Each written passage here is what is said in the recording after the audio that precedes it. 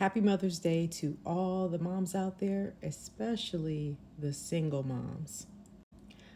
I have a story time about my first Mother's Day. It has a huge red flag that I ignored. My son is 15 now. So, for my first Mother's Day, my ex, he did not celebrate Mother's Day with me.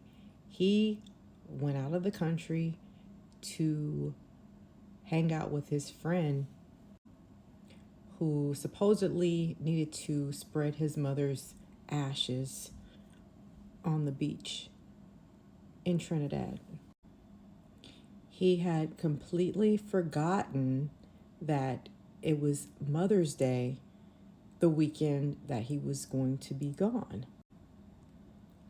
And when I said, wait a second, so you already booked your trip, do you realize that that's Mother's Day weekend?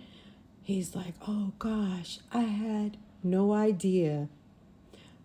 And then he proceeds to say, but, well, you're not my mom. And we'll do something when I get back. It was a huge red flag, you guys. That was one of the biggest red flags that I ignored, trying to proceed with grace for the fact that his best friend's mother had passed away. But what didn't quite make sense to me was that the mother had passed away way before he and I met. So it's like his friend had been hanging on to her ashes.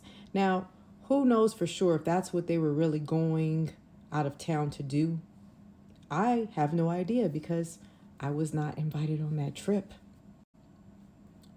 I was left behind like many other occasions for other different things going on for various reasons, barefoot and pregnant. A lot of people will share their stories and give you tips on how narcissists do not celebrate certain things. They want to ruin your holiday, your birthday. But that was really hurtful. And it happened pretty early on in the relationship. So here's to being happily single and being the best version of yourself as you can possibly be in your current situation.